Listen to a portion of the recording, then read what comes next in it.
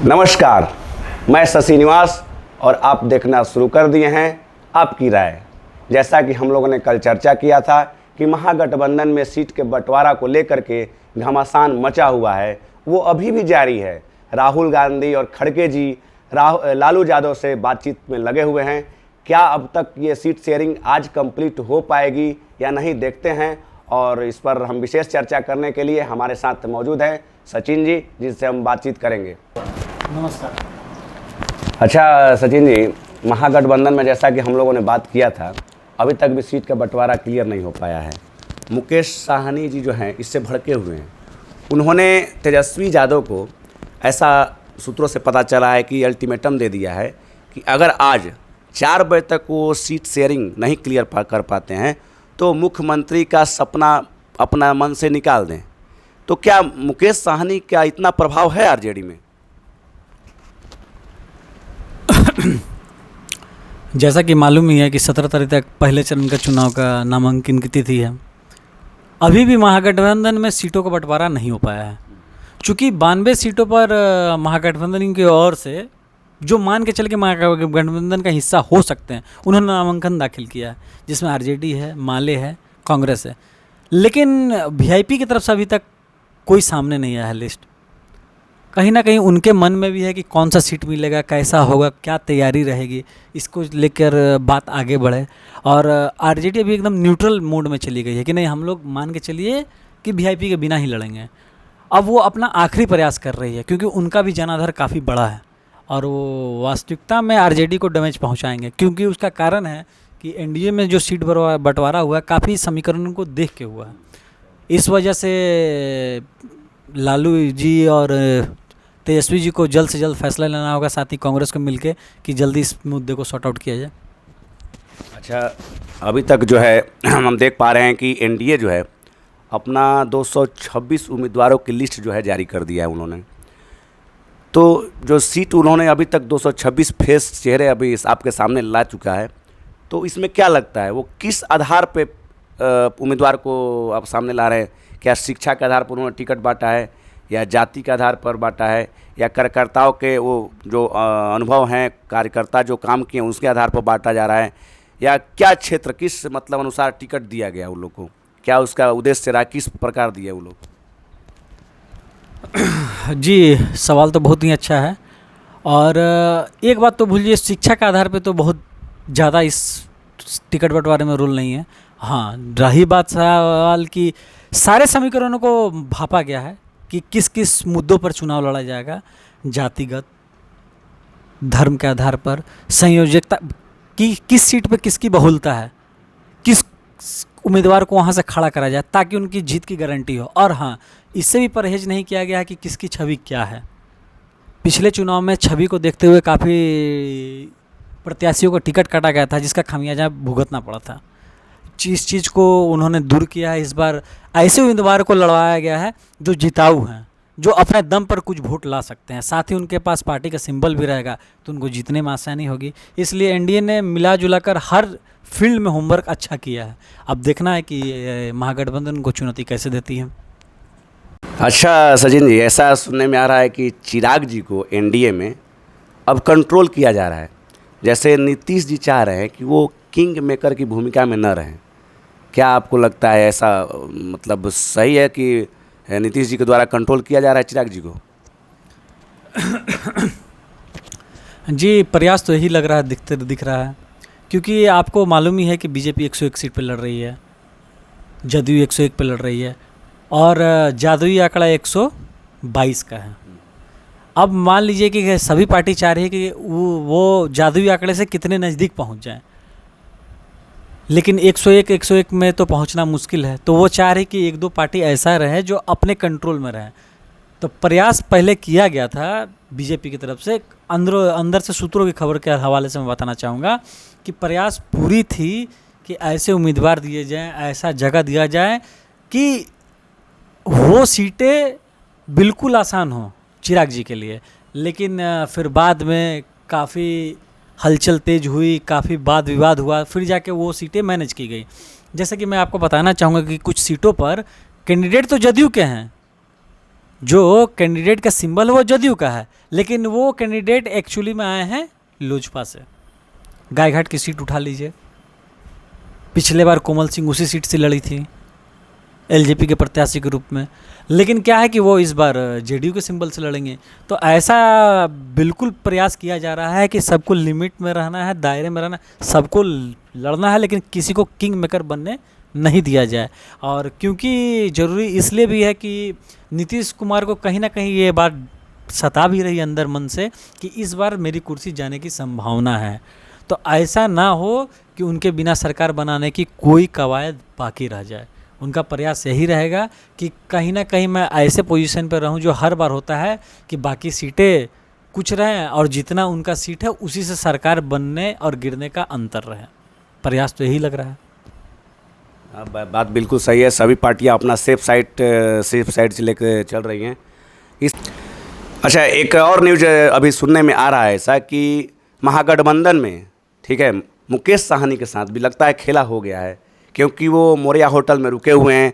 कल रात से उनके पार्टी के जो कार्यकर्ता हैं, जो लोग हैं, वो बातचीत थोड़ा कम कर दिए हैं। आरजेडी कांग्रेस जो है, उनके जो सीट है, मुकेश साहनी की जो सीट चाह रहे हैं, उन सब सीटों पर अपना कैंडिडेट खड़ा करना चाह रही है। सुनने में ऐसा भी आ रहा है कि आरजेडी कुछ जगहों पे जो मुकेश साहनी चाह रहे थे कि उनको सीट मिले, और उन सीटों पर आरजेडी अपना सिंबल भी बांट दिया है।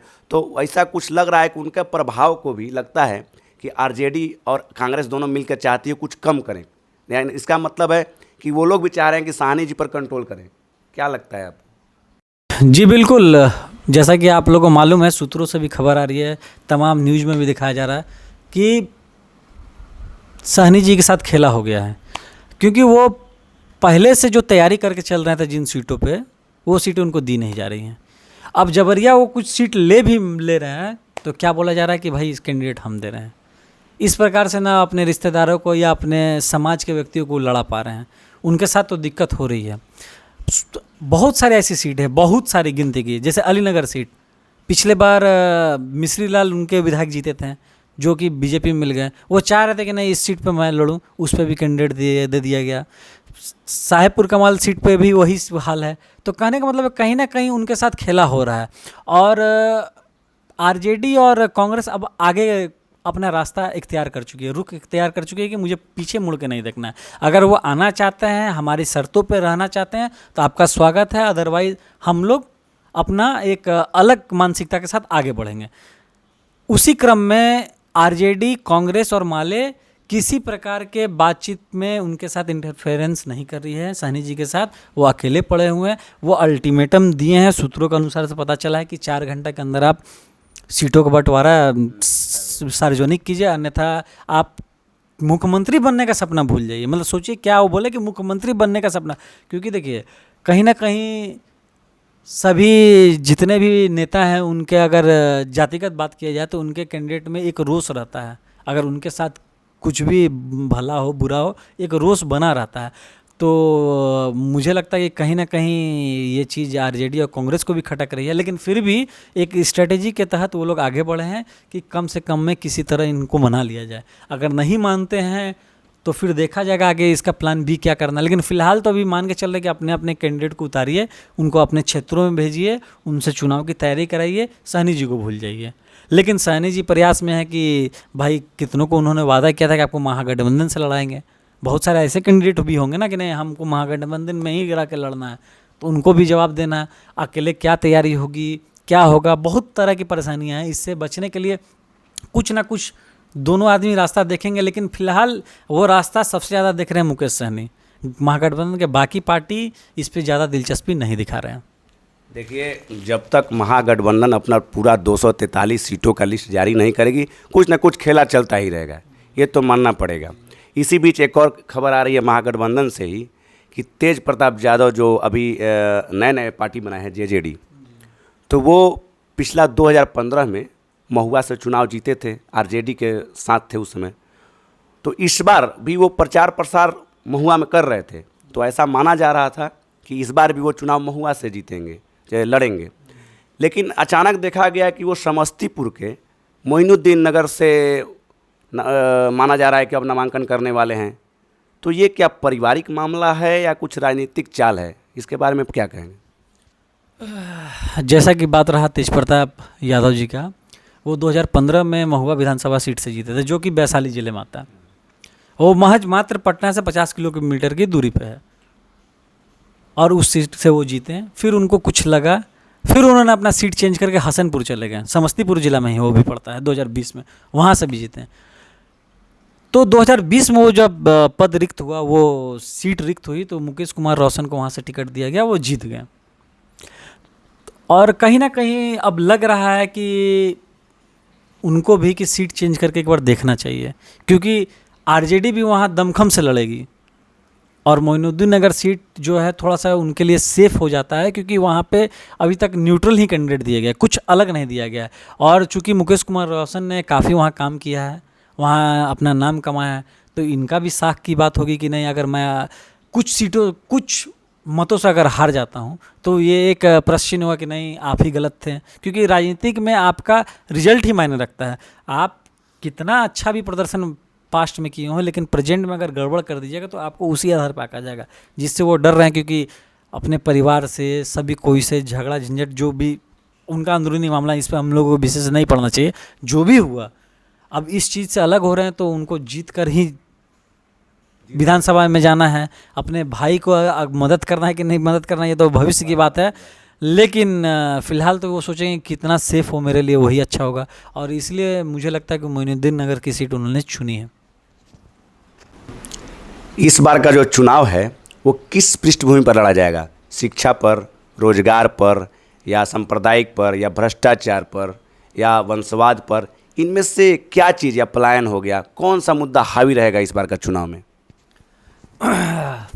देखिए, निश्चित तौर पे आपने जो सवाल पूछा है बहुत ही वाजिब सवाल पूछा है। मैं इसको दो भागों में बांटना चाहूँगा। चुनावी पार्टी के लिए अलग मुद्दा रहेगा, और जो वोटर होंगे उनके लिए अलग मुद्दा रहेगा। चुनावी पार्टी के लिए ज़्यादातर प्रयास किया जाएगा कि जंगल राज, वंशवाद, इन सब में राजद को घेरा जाए बीजेपी और एनडीए के द्वारा। वही बात रही महागठबंधन की, उनका प्रयास रहेगा कि एसआईआर का मुद्दा उठाएं, उनका मुद्दा उठाएं कि आपने सवर्णों को ज़्यादा सीट दिया है या तरहीज दी गई, मतलब बहुत सारी बातें होंगी। इस तरह से दोनों भाग में बांटा रहेगा। लेकिन कहीं ना कहीं इस बार का चुनाव मुझे व्यक्तिगत रूप से लगता है कि रोजगार, पलायन, इस पे काफ़ी ज़्यादा केंद्रित रहेगा। सभी पार्टियां कोशिश करेंगी कि इस पे केंद्रित, क्योंकि देखिए तेजस्वी जी ने भी चाल चल दिया है, उन्होंने कहा है कि मैं हर घर से सरकारी नौकरी दूंगी। वो भी समझ रहे हैं कि ये सब बाकी चीज़ें बहुत पीछे छूट गई हैं, एक मुद्दा और बना के रखिए। वहीं जहाँ तक बात रही कि एनडीए की, तो एनडीए भी पूरा प्रयास रहे कि अपना विकास कार्य को गिनवाएं। जो उन्होंने माता बहनों को जो 10,000 रुपये दिया, उनको बहुत बखूबी इस्तेमाल करने का प्रयास करेंगे। साथ ही उनके कुछ फायर ब्रांड नेता भी आएंगे, जो कि सांप्रदायिकता का पूरा पाठ जो है वो समझाएंगे लोगों को। क्योंकि बीच में कुछ पार्टियों के द्वारा उठाया गया कि चुनाव आयोग इस बार महिलाओं का बुर्का हटा कर देखेगी। अरे भैया, क्या है ये, कौन सी बड़ी बात है? हिंदुओं को भी देखा जाएगा, ऐसा थोड़ी है कि इंडिविजुअली वहाँ पे लिखा गया, नहीं, सबका चेकिंग होगा। अब मान लीजिए कि वोटर कितना इस बात को समझते हैं, आम पब्लिक क्यों समझते हैं? क्योंकि देखिए, आप भी जाते हैं अगर किसी शहर से दूसरे शहर, अगर आप एयरप्लेन से जाते हैं तो उस समय तो सब चीज़ चेक इन होता है, उस समय भी तो यही माहौल रहता है। तो कहने का मतलब ये बहुत बड़ा मुद्दा नहीं रहेगा, लेकिन इसको समझाने का प्रयास एनडीए के फायर ब्रांड नेताओं के द्वारा किया जाएगा। इस चीज़ से हम लोग को परहेज नहीं करना चाहिए, गुरेज नहीं करना चाहिए। समझिए इस बात को, ये बातें आएंगी।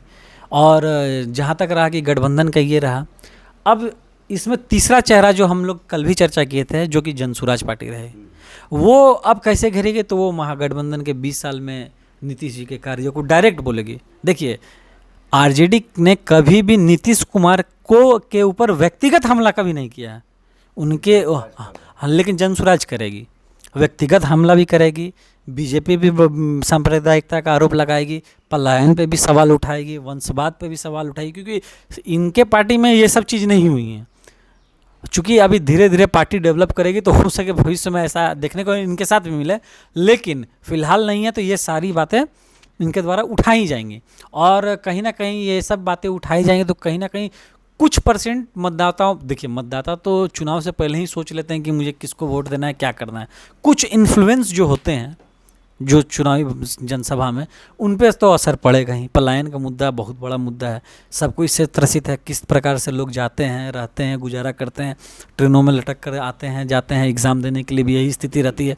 तो इसलिए इसका तो असर पड़ेगा ही, इसको मान के चलना है। लेकिन हाँ, साथ में हमको ये भी नहीं बोलना चाहिए कि नीतीश कुमार 2005 से पहले का बिहार याद दिलवाएंगे, पूरे बिहार को याद दिलवाएंगे कि भाई 2005 से पहले क्या था, अभी का बा, अभी का बा। ये बात सब कोई के समझे के पड़ी, अब बूझे के पड़ी, और सब कोई अपन अपन फैसला ली इसी आधार पे। तो कहे का मतलब बा कि सब कोई ला समान अवसर रही, और देखे के पड़ी कि आगे चल के कहाँ कहाँ तक बात जाता, आगे कहाँ तलक जाता। क्योंकि देखिए हर चीज़ हुआ है इलेक्शन में, सीट का बंटवारा देरी से हुआ है, बाहुबलियों को टिकट दिया गया है, पिछले बार छवि सुधारने की कोशिश की, इस बार कुछ नहीं देखा गया। नहीं, जो जीता उम्मीदवार हो उसको टिकट दीजिए। इस बार बहुत सारा ऐसा हुआ है कि नहीं, मेरे पार्टी का वहाँ कैंडिडेट है, वहाँ से भले ही क्यों ना एमएलए जो जीता हो, जिसका टिकट कटाना है उसको हम टिकट नहीं देंगे, हम अपना ही उम्मीदवार देंगे। लेकिन इस बार ये सब चीज़ को ध्यान में रख के चुनाव का तैयारी किया गया। अब देखिए क्या होता है आगे। देखिए, एक बात तो ऐसे भी कहा जाता है कि बिहार का जो चुनाव है हमेशा गर्मा गर्म इसलिए रहता है क्योंकि बिहार को राजनीति का केंद्र भी माना जाता है। तो ये सब आम बातें, इस तरह का उठा पटक तो होते ही रहेंगी। लेकिन हम अपने दर्शकों को, जो भी आपकी राय देख रहे हैं, मैं बताना चाहूँगा कि आप लोग इसी तरह अपना स्नेह और प्यार बनाए रहें और लाइक सब्सक्राइब जरूर करें। नेक्स्ट वीडियो में हम लोग जिला वाइज चर्चा करेंगे इसी तरह। धन्यवाद।